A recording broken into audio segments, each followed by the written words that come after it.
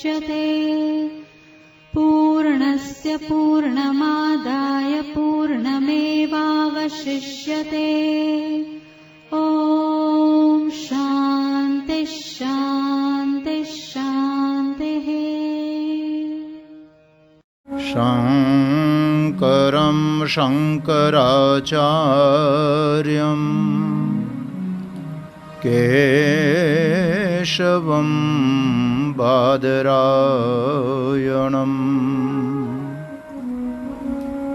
सूत्रभाष्यकृतौ वन्दे भगवन्तौ पुनः पुनः। ईश्वरो गुरुरात्मेति मूर्तिभेद विभागिने व्योमवत् व्याप्तदेहाय दक्षिणामूर्तये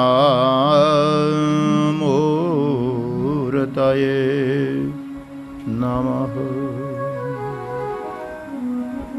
ॐ शान्तिः शान्तिः शान्तिः।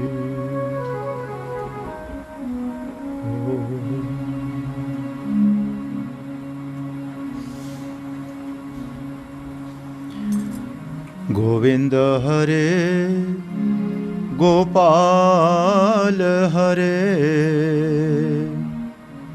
जय जय प्रभु दीनदयाल हरे। गोविंद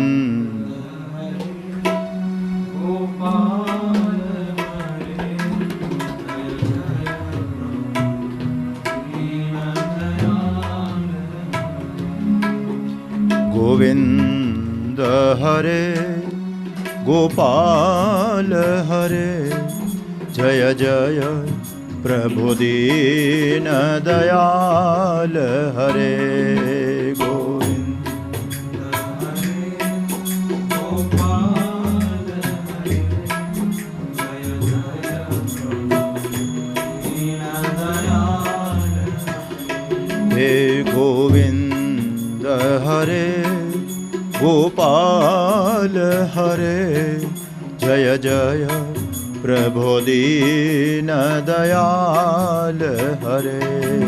गोविंद हरे गोपाल हरे, जय जय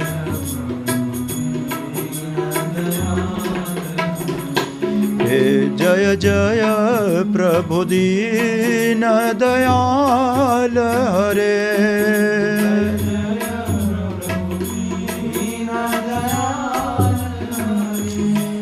जय जय प्रभु दीन दयाल हरे।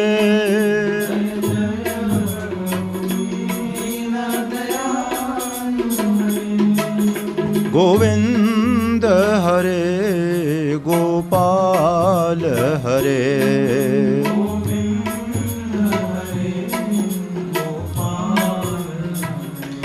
जय जय प्रभु दीन दयाल हरे।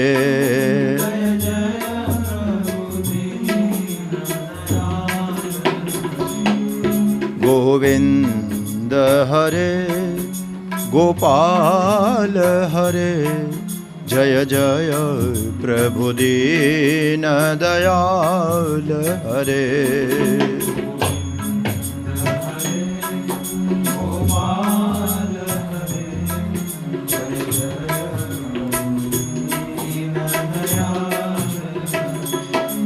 गोविंद हरे गोपाल हरे, जय जय प्रभु दीन दयाल हरे।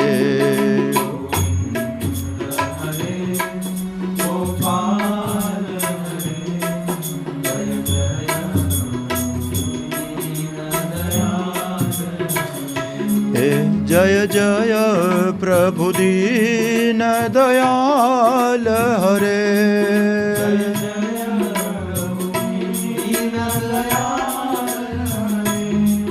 जय जय प्रभु दीन दयाल हरे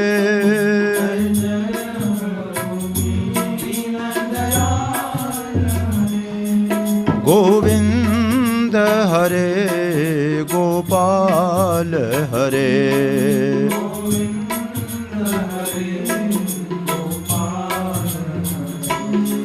जय जय प्रभु दीन दयाल हरे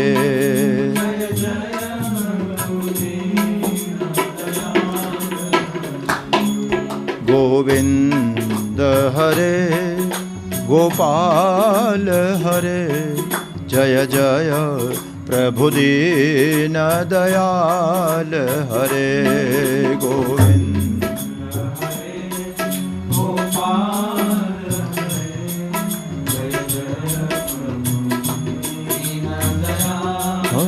हरे गोविंद हरे गोपाल हरे जय जय प्रभु दीन दयाल हरे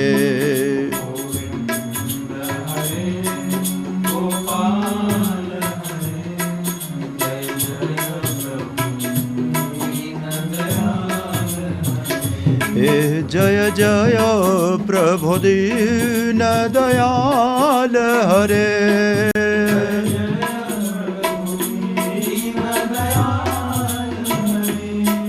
जय जय प्रभु दीन दयाल हरे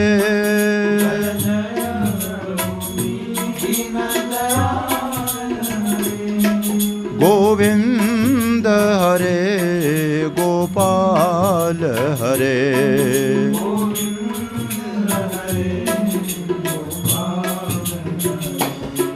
जय जय प्रभु दीन दयाल हरे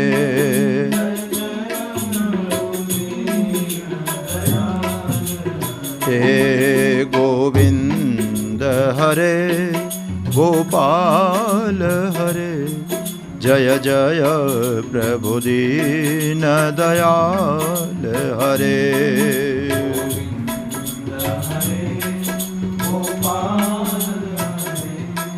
जय जय प्रभु दीन दयाल जय जय प्रभु दीन दयाल हरे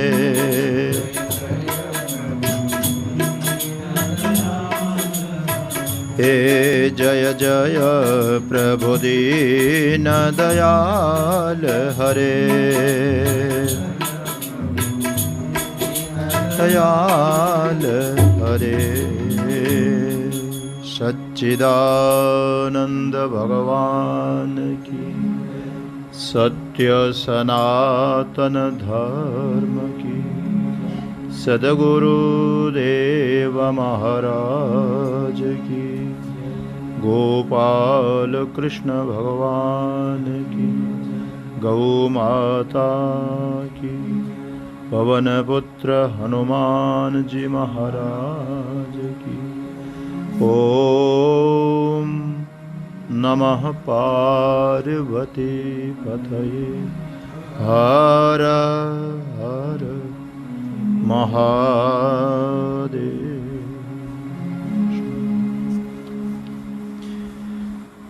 राम राम राम कीड़े आ रहे हैं।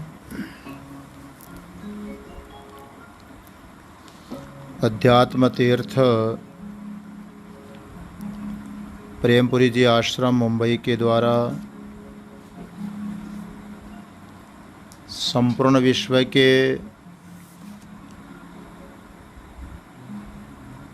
आस्तिक वर्ग को प्रतिदिन सत्संग लाभ प्राप्त जिनके माध्यम से हो रहा है, ऐसे प्रेमपुरी आश्रम ट्रस्ट का ये जो नित्य सत्संग का प्रकल्प है, सर्वजन हिताय सर्वजन कल्याण के लिए है, जिसका लाभ उठा रहे हैं सभी श्रद्धालुजन। शुक्ल यजुर्वेदीय ईशावास्य उपनिषद आप लोग श्रवण कर रहे हैं।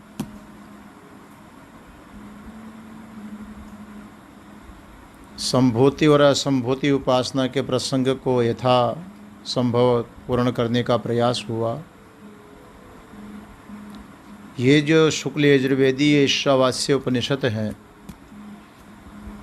जैसा कि आप लोगों ने पहले से विस्तार में श्रवण किया है,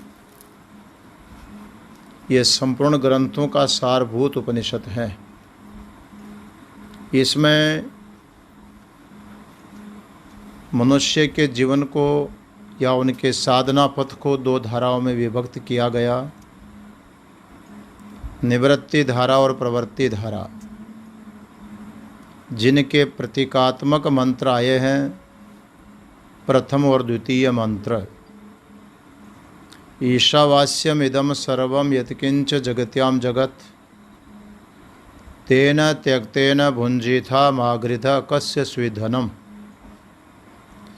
ये निवृत्ति प्रायण महापुरुषों के लिए अत्यंत प्रेरणा स्रोत मंत्र रहा है।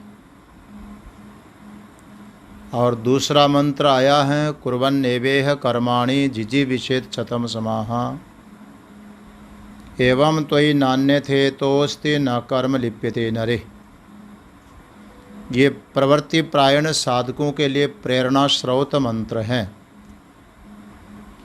इन्हीं दोनों मंत्रों को लेकर के निवृत्ति धारा और प्रवृत्ति धारा करके हमारे पूरे धर्म को दो विभाग से, दो धाराओं से वेद में विभक्त किया गया है।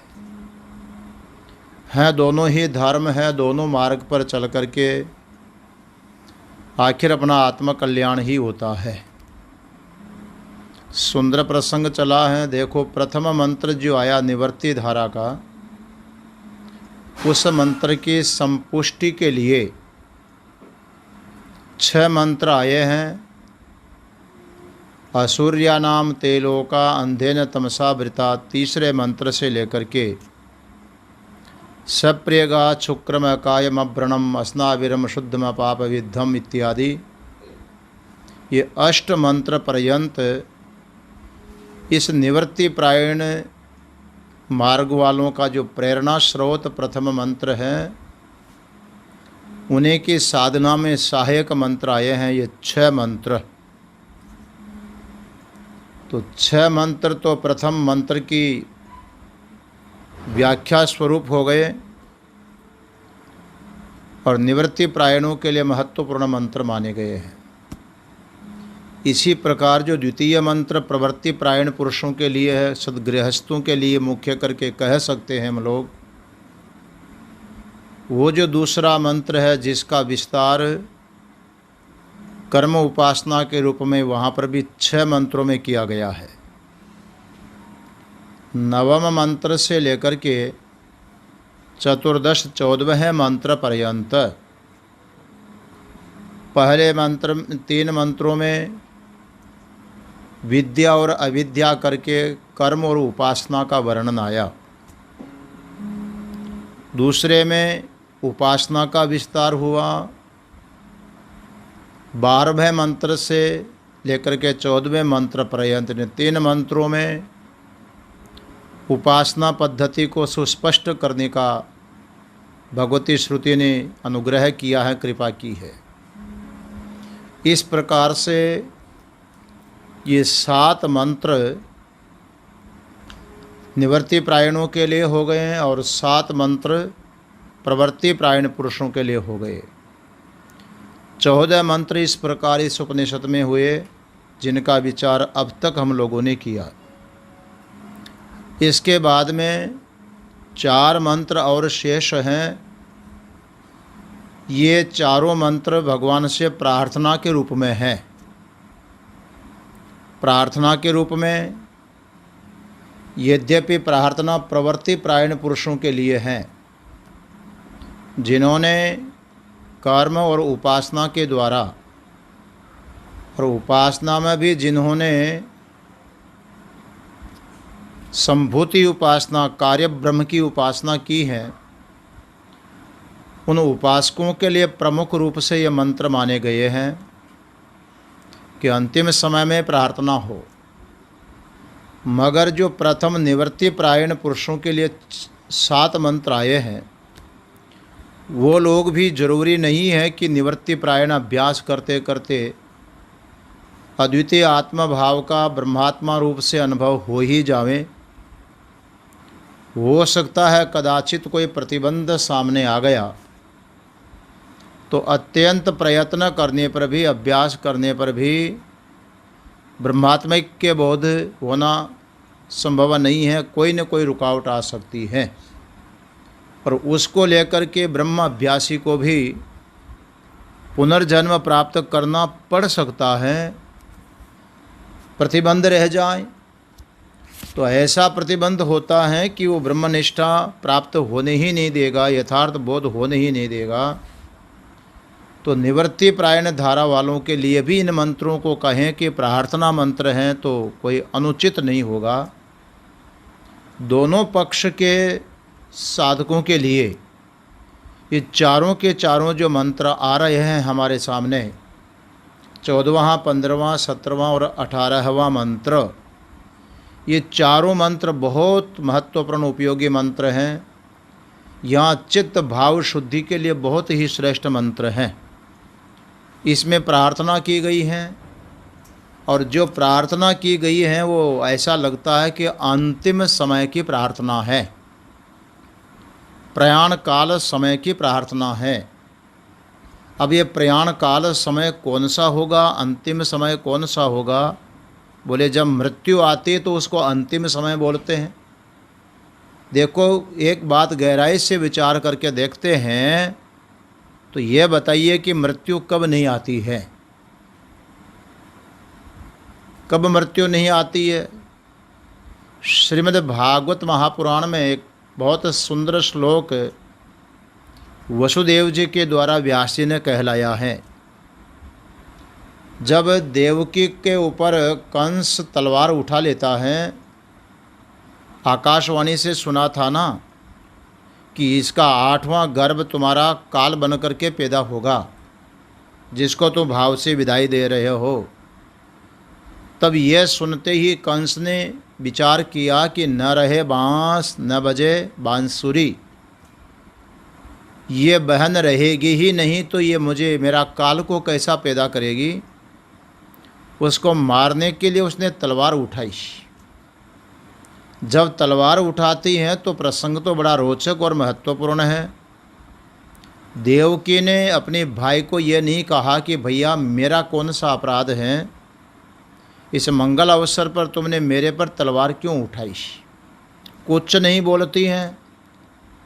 मगर जिसके हाथ माता पिता ने पाणी ग्रहण संस्कार किया है वो धर्मप्रायणा स्त्री थी। हमारी जो भारतीय वैदिक सनातन पद्धति है उसके अनुसार गारस्त्य को निभा रही थी। उसको पता था कि अभी अभी हमारे माता पिता ने मेरा पाणी ग्रहण संस्कार पति परमेश्वर के साथ में किया है, तो पति को साक्षात परमेश्वर करके मानती हैं। अब मुझे बोलने की ज़रूरत नहीं है, क्योंकि मेरे पादनहार, मेरे रक्षा करने वाले, पति शब्द का अर्थ ही होता है पादनात पति। जो पादन करे, जो रक्षण करे, उसका नाम पति होता है। इसलिए जब पालन रक्षण करने वाले पास में खड़े हैं तो मुझे बोलने की ज़रूरत नहीं है। रक्षा करेंगे तो यही करेंगे। वो कुछ नहीं बोली, लेकिन जब पत्नी पर विपत्ति आती है तो चूँकि पति को होश हुआ, विचार आया वसुदेव जी को कि इसकी रक्षा करने का दायित्व तो मेरा है और पति का धर्म होता है। उन्होंने वहाँ पर बड़ा सुंदर विचार किया है। प्रासंगिक बात मैं आपको निवेदन कर रहा हूँ। वहाँ वसुदेव जी ने बड़ा सुंदर विचार किया कि जहाँ तक मनुष्य का बुद्धि बल काम करता है तब तक मृत्यु आदि दुर्घटना को टालने के प्रयत्न में कोई कसर नहीं रखनी चाहिए, कोई कमी नहीं रखनी चाहिए। और इतना सब कुछ प्रयास प्रयत्न करने पर भी यदि मृत्यु नहीं टलती है, दुर्घटना टलती नहीं है तो उस व्यक्ति का दोष नहीं माना जाएगा, यह विधाता की अपनी मर्जी मानी जाएगी। इसलिए मुझे इस दुर्घटना को टालने का प्रयत्न तो करना ही चाहिए। पत्नी की रक्षा करना पति का दायित्व है, और पत्नी को पता है कि रक्षा करने वाले पति हैं। उस समय जब कंस ने तलवार उठाई तो वहाँ वसुदेव जी महाराज कहते हैं, मृत्युर्जन्मवताम वीर देहेन सह जायते अध्यवाब्द शतांते व प्राणी नाम मृत्यु ध्रुव। हे बहादुर, हे वीर, आप कंस ये तो विचार करो कि ऐसा कौन मनुष्य है जिसकी मृत्यु पैदा नहीं होती। मृत्युर्जन्म बताम वीर देहेन सह जायते। जिस समय शरीर का जन्म होता है, जन्म के साथ ही उस शरीर की मृत्यु भी पैदा हो जाती है। इसलिए जन्म होते ही मृत्यु अपना काम शुरू कर देती है,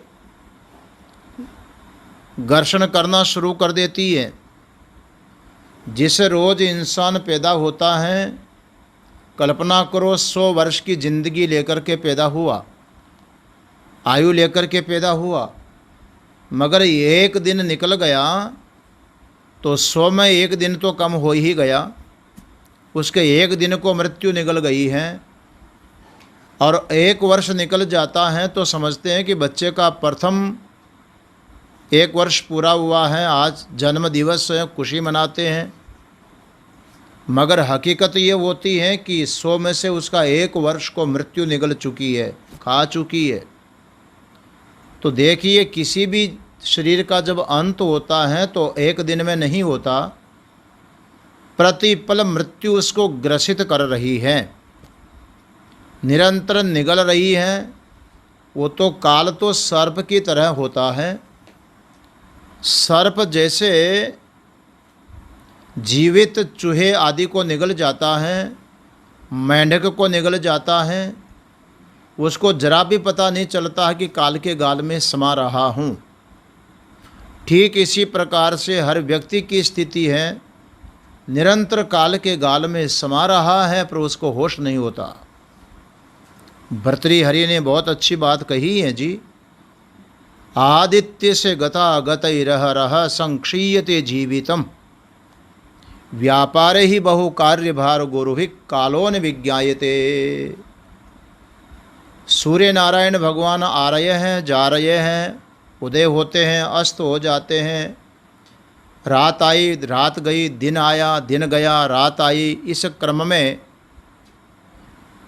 संक्षीयते जीवितम, सारा जीवन क्षीण होते जा रहा, क्षीण होते जा रहा है। संत कबीर इस बात को बोल रहे हैं, चलती चाकी देख कर दिया कबीरा रोई, 2 पाटन के बीच में साबुत बचा न कोई। ये काल चक्की ऐसे चल रही है, दिन और रात के पाटे, और जैसे चक्की में दाना पिस करके आटा हो जाता है, ऐसे ही काल चक्र चल रहा है। दिन और रात के पाटों के बीच में हमारा संपूर्ण जीवन क्षीण होते जा रहा, नष्ट होते जा रहा है। तो इसका अर्थ है कि ये नहीं सोचना चाहिए कि जब मृत्यु आए तब भगवान से प्रार्थना करना चाहिए। अपितु बुद्धिमान व्यक्ति को तो सदैव मृत्यु सामने देखना चाहिए। न जाने इस श्वास का आना हो कि न हो, ये श्वास गति है। भीतर गया श्वास बाहर आएगा कि नहीं, बाहर गया तो भीतर होगा कि नहीं। निरंतर भय बना हुआ है, मृत्यु का भय, मृत्यु का भय, मृत्यु आ रही है। तो जो उपासना करने वाले श्रद्धालु भक्त हैं वो प्रतिदिन उस मृत्यु को स्मरण करते हैं। मृत्यु को याद करना कोई बुरी बात नहीं है। हमारे महापुरुष तो कहते हैं कि मृत्यु को भूलो मत, 2 बातों को भूल मत, जो चाहे कल्याण, नारायण एक मौत को दूजो श्री भगवान। यदि तो अपना कल्याण चाहता है तो एक तो मृत्यु को मत भूल और दूसरा भगवान को मत भूलो। बात यह है कि जब मृत्यु याद आती है तभी भगवान की स्मृति आती है। भय आता है ना तो रक्षा करने के लिए भगवान याद आते हैं कि अब क्या होगा, अब क्या होगा, अब क्या होगा। आगे अंधकार है, कुछ दिखाई नहीं पड़ता। इसलिए मृत्यु को स्मरण करके, मृत्यु को याद करके उपासक जब उसने कर्म और उपासना के द्वारा भगवान की आराधना की है, तब आराधना अनंतर वो भगवान से प्रार्थना कर रहा है। यहाँ पर मृत्यु सन्निकट आ रही है, मृत्यु सामने आ रही है। तो उपासक के लिए होता है कि जिसकी उपासना किया वो उपास्य स्वरूप ही मेरे सामने आना चाहिए। अंत में उपास्य का दर्शन हो, ये महत्व की बात होती है। भगवान श्री कृष्ण गीता में कहते हैं, बहुत प्रसिद्ध श्लोक हैं, आप बहुत लोगों को याद होगा। यम यम वापि स्मरण भावम त्यजत्यन्ते कलेवरम तम तमय वेति कौन्तेय सदा तद्भाव भावितः। जब प्रयाण काल होता है, मरण समय हो रहा है, तो जब शरीर का त्याग करता तो यम यमम भाव को, जिस भी भाव को चिंतन कर रहा है, जो उसका चिंतनीय विषय है, उस चिंतनीय विषय का जो चित्त में एक चित्र खींचा हुआ है, एक आकृति बनी हुई है, एक रूप बना हुआ है, उस आकृति को लेकर के ही इस देह का जीव त्याग करता है। तम तमय वैते कौन्तेय। इसलिए अंत में जाते समय जो उसके अंतस्थ में, उसके अंतःकरण में, उसके सूक्ष्म शरीर में जिस किसी भी व्यक्ति की, वस्तु की, किसी की भी तस्वीर खींची हुई है, चित्र खींचा हुआ है, बस वही उसको प्राप्त होने वाला है। इसलिए अंत में भगवान को स्मरण करते करते, अपने आराध्य को, अपने उपास्य को चिंतन करते करते देह का त्याग होगा, तो चिंतनीय परमात्मा की ही प्राप्ति होगी। यही कारण है कि भगवान श्री कृष्ण ने गीता में कहा, ओमितेकाक्षरम ब्रह्म व्याहरन मामनुस्मरन ये प्रियाति त्यजन देहम सयाति परमाम गतिम। प्रणव का उच्चारण करते हुए उसका जो वाच्य अर्थ है अथवा जो प्रणव का लक्ष्य अर्थ है, दोनों में से चाहे लक्ष्य अर्थ को चिंतन करो, भले वाच्य अर्थ को चिंतन करो। प्रणव का वाच्य अर्थ होगा भगवान का सगुण साकार रूप, लक्ष्य अर्थ होगा निर्गुण निराकार स्वरूप। जिस किसी भी रूप में चिंतन कर रहा है, देह छोड़ते समय दीर्घ प्रणव उच्चारण कर रहा है। अब देखिए, मरते समय दीर्घ प्रणव उच्चारण होगा कैसे, समझ में नहीं आती। इसीलिए भक्त लोग तो पहले से ही मृत्यु को सामने देख करके प्रार्थना करते हैं। एक प्रसिद्ध श्लोक है, कृष्ण त्वदीय पद पंकज पंजरांते अद्यैव में विशतु मानस राजहंस प्राण प्रयाण समये कफवात पित्तैः कंठावरोधन विदो स्मरणम कुतस्ते। हे भगवान श्री कृष्ण, त्वदीय पद पंकज पंचरांते अद्यैव में विशतु मानस राजहंस। आपके जो चरण कमल हैं वो पिंजरा है महाराज, अपने चरणों को पिंजरा बना लीजिए। और जैसे पिंजरे में पक्षी को कैद किया जाता है, तो आपके चरण पिंजरे में मेरा जो मन रूपी राजहंस है, गति करने वालों में सबसे श्रेष्ठ राजहंस का अर्थ होता है जो गति करता है, उनमें श्रेष्ठ, दुनिया में सबसे अधिक कोई दौड़ने वाला है तो मन होता है। भगवान आप ऐसी कृपा करो, ये जो मन रूपी पक्षी है, राजहंस हैं, इसको चरण रूपी पिंजरे में आप कैद कर लीजिए, ताकि जब प्रयाण होने लगे तो आपके चरणों के ही चरणों के दर्शन होते रहें। प्राण प्रयाण समय कफ वात पित्तई कंठावरोधन विधौ स्मरणम कुतस्ते। जब इस देह से जुदा होने का वक्त आएगा, उस वक्त में आपका स्मरण हो पाना मेरे लिए बहुत मुश्किल होगा, बड़ा कठिन काम होगा। क्यों? वात पित्त और कफ तीनों विषम स्थिति में आने के कारण आपकी स्मृति होना, आपका भजन होना मेरे लिए संभव नहीं होगा। भगवान, मैं तो चाहता हूँ कि आज ही मेरा मन चरणों में कैद हो जाए, तो जो भी हो फिर उसको आपके चरण ही चरण दिखाई पड़ेंगे।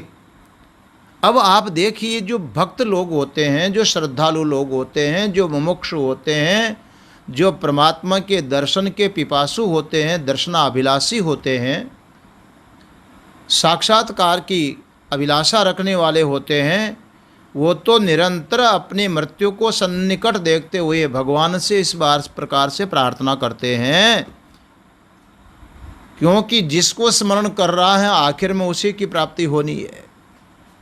यही कारण है कि यहाँ पर सुंदर प्रार्थना हो रही है, चाहे निवृत्ति परायण हो और चाहे प्रवृत्ति परायण हो, दोनों ही भगवान से प्रार्थना कर रहे हैं। क्योंकि निवृत्ति परायण को भी अभी अद्वैत रूप से यदि आत्मनिष्ठा प्राप्त नहीं हुई, ब्रह्मनिष्ठा प्राप्त नहीं हुई, अहम ब्रह्मास्मि का अनुभव नहीं हुआ, और उसके पहले ही किसी प्रारब्धवशात कोई प्रतिबंध के कारण ये देह छूट रही है और हमारा निश्चय बाकी रह गया, तो ये निश्चय व्यर्थ न चला जाए, उसके लिए प्रार्थना होनी चाहिए। तो निवृत्ति परायणों के लिए भी इस प्रार्थना को कहा जा सकता है, और जिन्होंने सगुण साकार की उपासना की है उनके लिए भी ये प्रार्थना बहुत महत्वपूर्ण है। आओ, इस पंचदश जो मंत्र है, 15वां मंत्र, ये प्रार्थना मंत्र हैं, बहुत महत्वपूर्ण मंत्र हैं।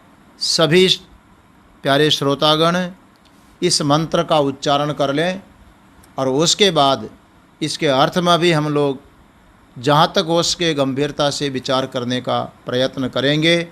ईश्वर जैसी प्रेरणा देंगे, सबको हम लोगों को लाभ होगा। मैं तो अपनी साधना कर रहा हूँ, और अपनी साधना के साथ साथ आप सभी श्रोताओं की भी साधना हो, इसी अपेक्षा के साथ इस पर विचार करेंगे। आइए इस मंत्र का एक बार उच्चारण कर लेते हैं, फिर अर्थ चिंतन होगा।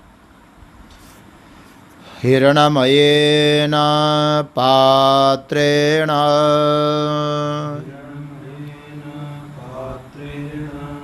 सत्यस्यापिहितं मुखम्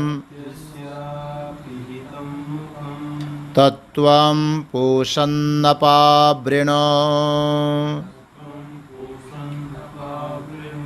सत्यधर्माय दृष्टये हिरण्मयेन पात्रेण सत्यस्यापिहितं मुखम् तत्त्वं पूषन्नपावृणो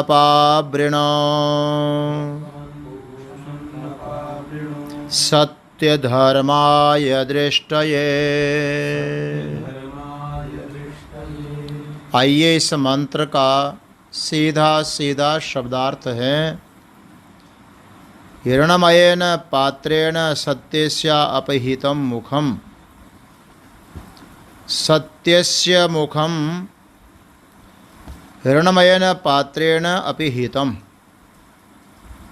जो सत्य है उसका मुख हिरण्मय पात्र के द्वारा ढका हुआ है, आवृत है, उससे ढका हुआ। किससे? हिरण्मय पात्र के द्वारा। हिरण्य किसको बोलते हैं? स्वर्ण को बोलते हैं। और उससे कोई बना हुआ बर्तन हो, पात्र हो, और उससे किसी को ढक दिया जाए, ऐसा ही लग रहा है। तो सत्य का जो मुख है वो स्वर्ण पात्र से आवृत है, ढका हुआ है। सीधा अर्थ तो ऐसा लग रहा है। इसके लिए प्रार्थना हो रही है कि तत्वं पोषण अपावृणो। यह संबोधन है। पोषण माने पोषणात् सूर्य भगवान से प्रार्थना की गई है। अब ये जो पोषण है, सूर्य है, दोनों अर्थ में आएगा। सगुण साकार वालों के लिए, निर्गुण निराकार वालों के लिए भी। सूर्यो आत्मा जगतस्तस्तुषश्च, वेद का मंत्र आया है। सूर्य का अर्थ है कि चराचर जगत की जो आत्मा है, परमात्मा वो है, और उस परमात्मा से प्रार्थना हो रही है, त्वम तत् अपावृणो। हे सूर्य नारायण, हे परमात्मा, वो जो आवरण है, वो पात्र है, हिरणमय पात्र, उसको त्वम अपावृणो, आप हटा दीजिए, उसको अलग करिए। जो सत्य के मुख पर पड़ा हुआ है, जिससे ढका हुआ है, किसके लिए? दृष्टये, देखने के लिए, मैं देखना चाहता हूँ। मानो भगवान पूछ रहे हैं, वो सूर्य नारायण भगवान पूछ रहे हैं कि तू कौन है देखने वाला, जिसको हटाने की बात बोल रहा है? तेरा क्या अधिकार है? देखिए, जब तक कोई अधिकार न हो किसी वस्तु को देना अनुचित है, तब वो कहता है, उपासक बोल रहा, सत्य धर्माय दृष्टये, मैं सत्य धर्मा हूँ। आज जीवन मैंने जो हिरणमय पात्र से आवृत मुख वाला है, उसकी ही मैंने उपासना की है, उसकी प्राप्ति ही मेरा प्रमुख साधन रहा, वही मेरा धर्म रहा, वही मेरा कर्तव्य रहा है। इसलिए मैं सत्य धर्मा हूँ, उसी को मैंने उपासना में धारण किया है। तो अधिकार पूर्वक मैं प्रार्थना कर रहा हूँ कि उसके ऊपर जो हिरणमय पात्र पड़ा हुआ है, उसको आप हटा लीजिए, ताकि जो उसका स्वरूप है उपास्य का, उसका साक्षात्कार कर सकूं, उसका दर्शन कर सकूं।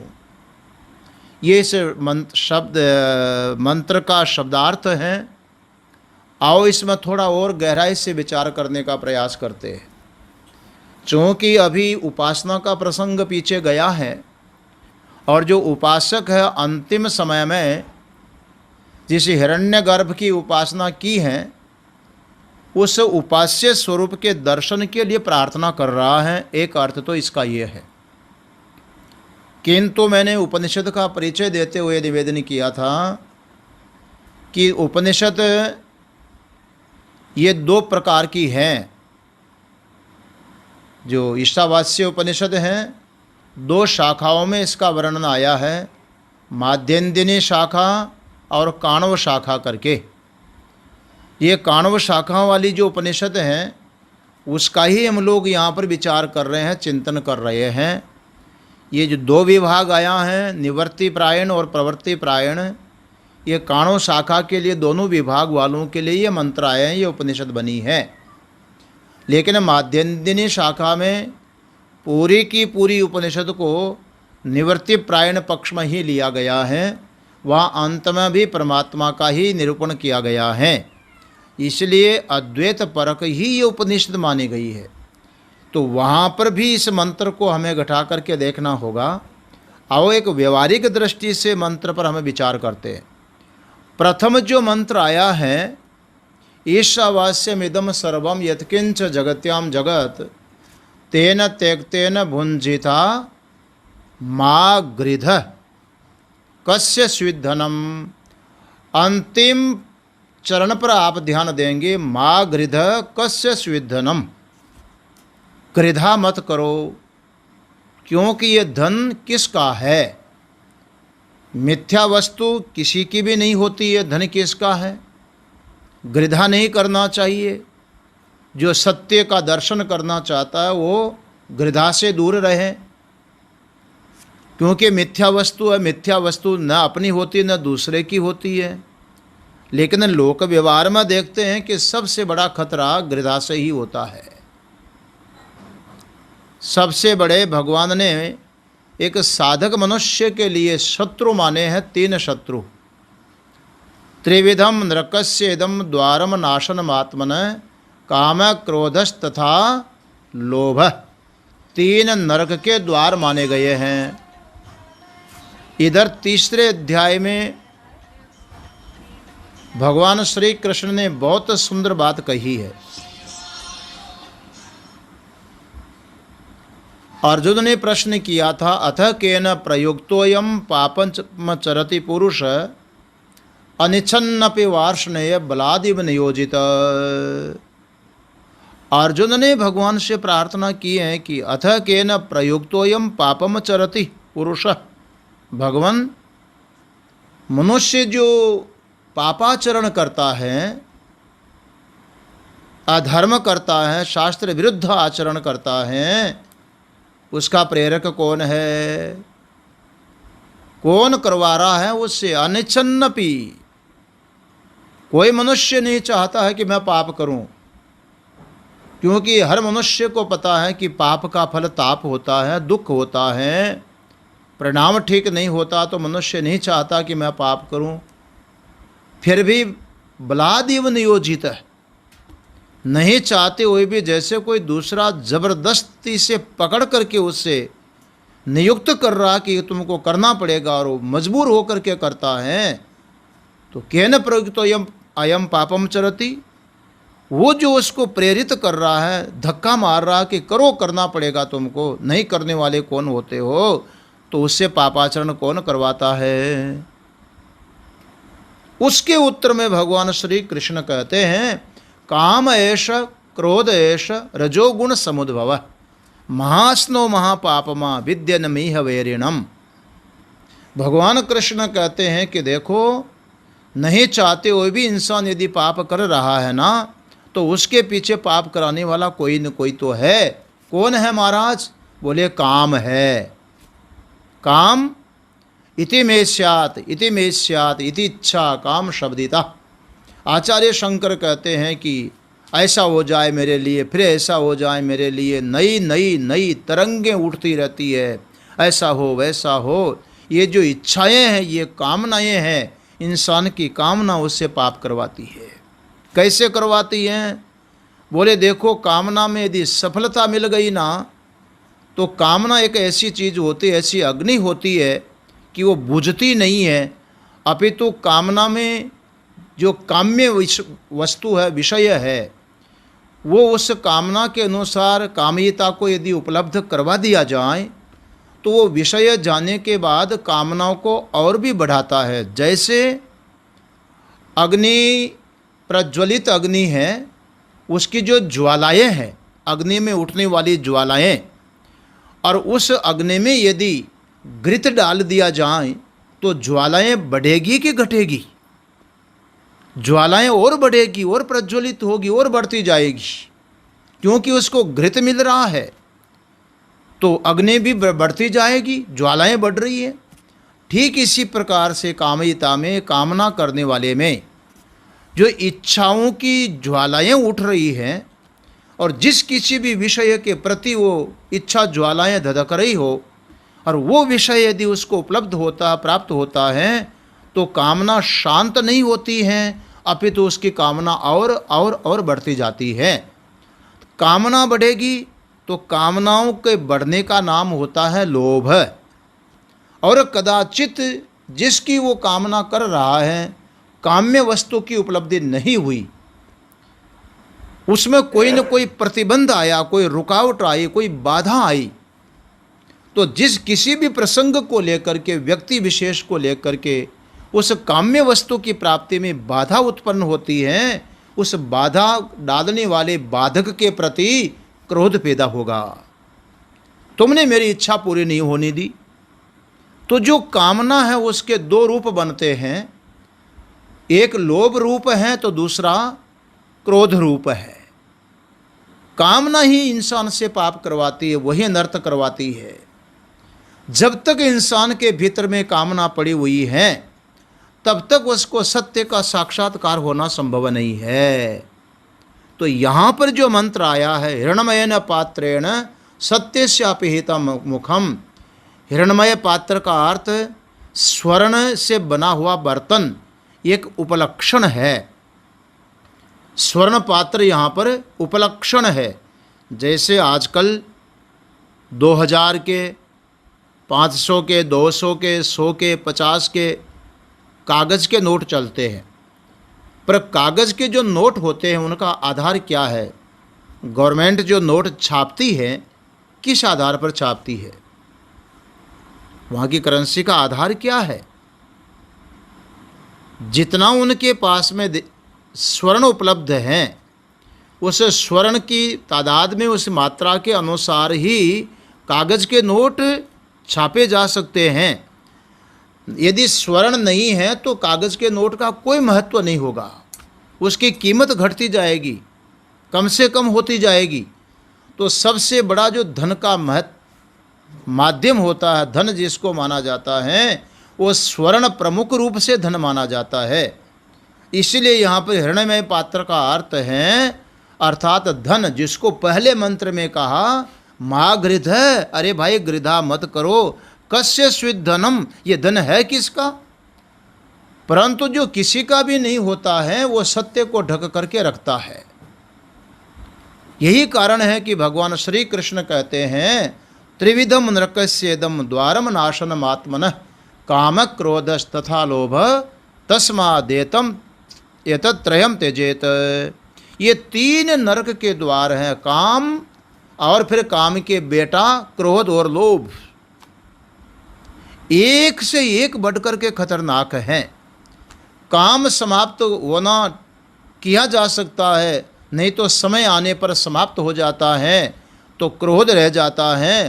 क्रोध समाप्त होने पर भी लोभ समाप्त नहीं होता है। लोभ बहुत खतरनाक चीज़ होती है जी। वैसी विकारे कहाँ काम, जब जिंदगी जा रही, उम्र जाती है, तो व्यक्ति का जो विकार विशेष होता है, काम होता है, वो समाप्त होता है, अपने आप नष्ट होता है। जब उसकी कमजोरी, अपनी कमी महसूस होने लगती है, दूसरे के सामने ऐसा ही देखने लगता है, तो व्यक्ति का क्रोध अपने आप शांत होने लगता है। बहुतों को देखते हैं जो आग उगला करते थे, जब शरीर पराधीन होता है तो उनका क्रोध भी शांत होने लगता है। आप कुछ नहीं कर पाएंगे, जहीं विधि राखे राम तहीं विधि रही है, उसको स्वीकार करना पड़ता है। पर ये सब होने के बावजूद भी मरते दम तक भी व्यक्ति का लोभ समाप्त नहीं होता है, लोभ बढ़ते जाता है। ये जो लोभ तृष्णा है, ये खतरनाक चीज होती है। तो हिरण्मय पात्र से तात्पर्य है लोभ वृत्ति को समाप्त करना चाहिए। ये लोभ वृत्ति एक ऐसी वृत्ति होती है जिस लोभ के चलते, लोभ किसका है? संसार के नाशवान धन का, जिस धन के द्वारा इस शरीर के लिए सुविधाएं उपलब्ध कराई जाती हैं, और जिस शरीर के लिए सुविधाएं उपलब्ध करवाते हैं, आखिर वो शरीर भी अपना साथ नहीं देता, वो भी धोखा देता है। तो न शरीर अपना है, न शरीर के साधनभूत जो पदार्थ हैं उनकी उपार्जन का, उनकी उपलब्धि का साधनभूत जो धन है, वो भी आखिर में अपना नहीं होता है, उस सब का त्याग होता है। लेकिन हाय धन हाय धन हाय धन करते करते करते जिंदगी चली जाती है, और जिस सत्य का साक्षात्कार करने के लिए जीवन मिलता है, वो जीवन ऐसा का ऐसा व्यर्थ चला जाता है। भागवतकार ने मनुष्य जीवन का महत्व इसलिए बताया है कि जीवस्य तत्व जिज्ञासा नार्थो यश्चेह कर्म भी। मनुष्य जीवन का जो परम लक्ष्य है वो तत्व जिज्ञासा है, परमात्मा को प्राप्त करना है, उस तत्व सत्य को प्राप्त करना है। ये मनुष्य जीवन का परम उद्देश्य हुआ है। लेकिन ये जो लोभ वृत्ति है, अनात्म पदार्थों को पकड़ करके रखने की वृत्ति है, इसी को यहाँ पर लोभ को हिरण्मय पात्र से कहा गया है। एक इसका अर्थ ये होगा, कई दृष्टि से अर्थ करेंगे, लेकिन निवृत्ति प्रायणों के लिए ये महत्वपूर्ण अर्थ है। हिरण्मयेन पात्रेण सत्य से आपहितम मुखम, वो प्रार्थना कर रहा है उस सत्य, उस पोषण, उस रक्षक परमात्मा से, परम सत्ता से प्रार्थना कर रहा है कि जो सत्य स्वरूप आप हैं, आपका मुख, आपका स्वरूप, मुख का अर्थ होता है यहाँ पर आपका जो स्वरूप है वो हिरण्मय पात्र से अपिहित माने आवृत है, ढका हुआ है। अर्थात अनात्म पदार्थों के प्रति जो महत्व दृष्टि बनी हुई है, उस महत्व दृष्टि के कारण जिसके महत्व दृष्टि आने चाहिए उस सत्य स्वरूप की महत्व दृष्टि नहीं आ पाई, और मुख ढका हुआ माने स्वरूप आवृत हो रहा है। तो हे भगवान आप कृपा करिए, मेरे वश का खेल नहीं है कि मैं उस सत्य का दर्शन कर सकूं। पर सत्य तो कर्तुम अन्यथा कर्तुम समर्थ है। वो सत्य चाहे तो अपना स्वरूप अभिव्यक्त कर सकता है। मैं सुना रहा था पूर्व प्रवचन में कि नायम आत्मा प्रवचनेन लभ्यो न मेधयान बहुना श्रुतेन यमे वेश वृणुते तेन लभ्य तशेष आत्मा विवृणुते तनुम स्वाम। जो उस परमात्मा का वर्ण कर लेता है उस साधक के प्रति वो सत्य परमात्मा स्वयं अपना मुख प्रकट कर देता है। वर्ण करने पर मुख दिखाता है, अपना स्वरूप अभिव्यक्त कर देता, अपना स्वरूप प्रकट कर देता है। जैसे व्यवहार में देखिए वधू और वर का जो संबंध होता है, जब वधू वर को वर्ण करती हैं तब फिर वधू और वर के बीच में कोई पर्दा नहीं, कोई संकोच नहीं, कोई आवरण नहीं होता। ठीक इसी प्रकार से जब साधक उस परमात्मा का वर्ण कर रही है आत्मा, तब वो परमात्मा उस साधक के प्रति कोई पर्दा बीच में नहीं लाते, वो अपना स्वरूप अभिव्यक्त करते हैं, प्रकट कर देते हैं। इसलिए कर्तुम अकर्तुम अन्यथा कर्तुम समर्थ उस ईश्वर से यह प्रार्थना की जा रही है कि हे पोषण, हे पालनहार, हे पोषण करता, हे रक्षक, हे जगद आत्मा, आप कृपा करिए। वो आवरण है उसको आप वृणु, आप हटा दीजिए। मैं अधिकार पूर्वक आपसे प्रार्थना कर रहा हूँ। मैंने सारे जीवन आपके सत्य स्वरूप को दर्शन करने के लिए उपासना की है, साधना की है, इसलिए उसके लिए यहाँ पर प्रार्थना आ रही है कि ये जो लोभ वृत्ति है, अनात्म पदार्थों के प्रति आकर्षण वृत्ति है, ये हमारी समाप्त हो जाए और सत्य का साक्षात्कार हो और हमारा पुनर्जन्म न हो। तदा पश्यत तदभवत तदासीत। जिसको देखा तो वही हो गया, क्योंकि वही था। तो जो हमारा परम स्वरूप है उसका हम साक्षात्कार कर सकें, उसके लिए यहाँ बड़ी सुंदर प्रार्थना हो रही है। ये निवृत्ति प्रायणों के लिए प्रार्थना आई। आओ, जिन्होंने सगुण साकार रूप से उपासना की है वो भी प्रार्थना कर रहे हैं। उस प्रार्थना को हम इसी मंत्र के माध्यम से आने वाली सभा में चिंतन करने का प्रयत्न करेंगे। घड़ी इनकार कर चुकी है। इन्हीं शब्दों के साथ आज वक्तव्य को यहीं विराम देंगे। ब्रह्मचारी जी के भजन का आनंद प्राप्त करें। हरि ओम तत्सत, हरि ओम तत्सत, हरि ओम। मुझे काम ईश्वर से जगत रूठे तो रूठने दो। मुझे काम ईश्वर से जगत रूठे तो रूठने दो। मुझे काम ईश्वर से जगत रूठे तो रूठन दे। मुझे काम ईश्वर से जगत रूठे तो रूठन दे।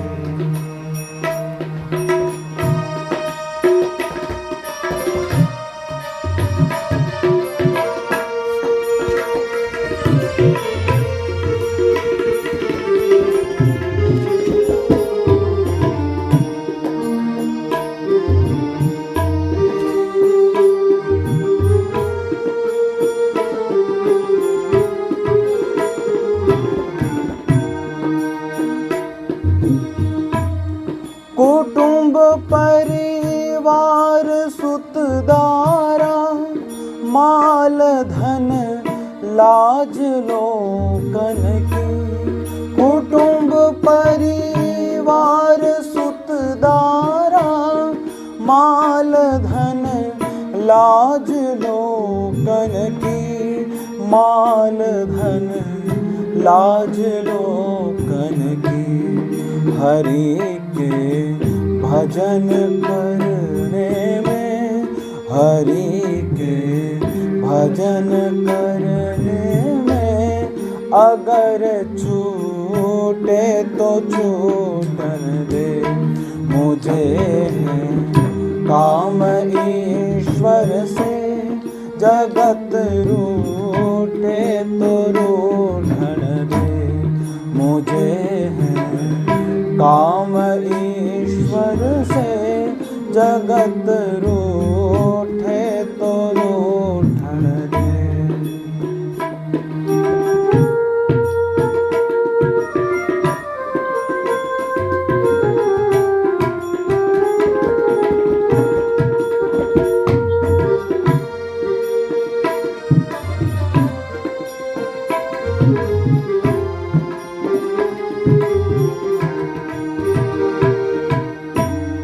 बैठ संगत में संतन की, करूं कल्याण में अपना।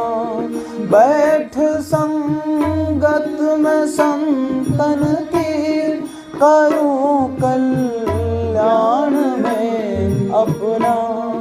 करूं कल्याण में अपना। लोग दुनिया को भोगन में, लोग दुनिया को भोगन में, अगर लूटे तो लूटन दे। मुझे है काम ईश्वर से, जगत रूठे तो रूठन दे। मुझे है काम ईश्वर से, जगत रूठे तो रूठन दे।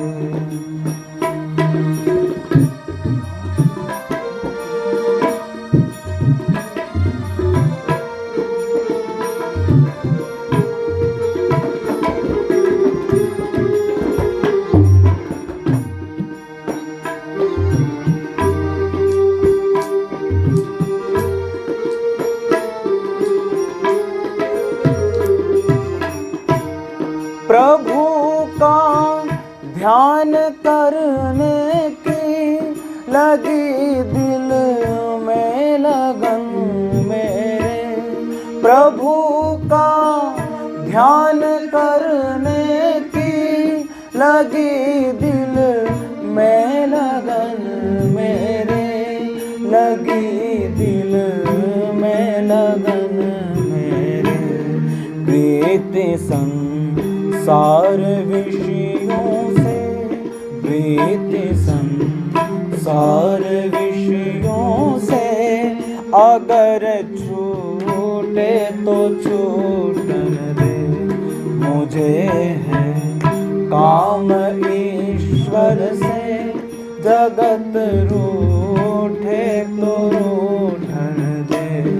मुझे है काम ईश्वर से, जगत रूठे तो रूठन दे।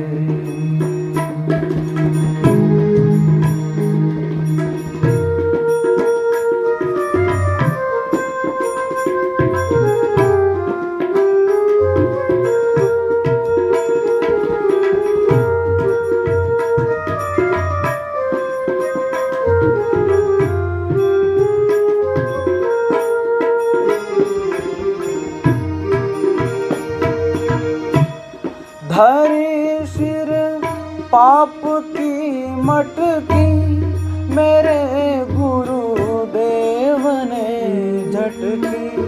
धरी सिर पाप की मटकी, मेरे गुरुदेव ने झटकी। मेरे गुरुदेव ने झटकी।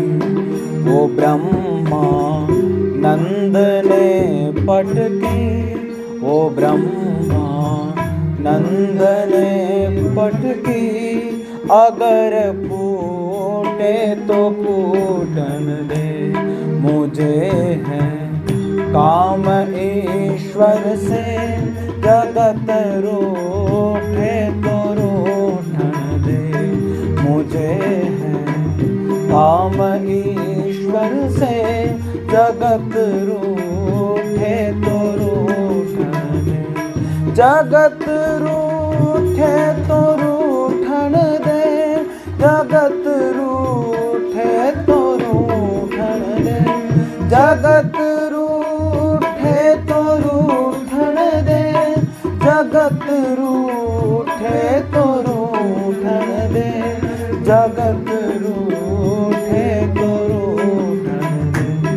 मुझे है काम ईश्वर से, जगत रूठे तो रूठन दे।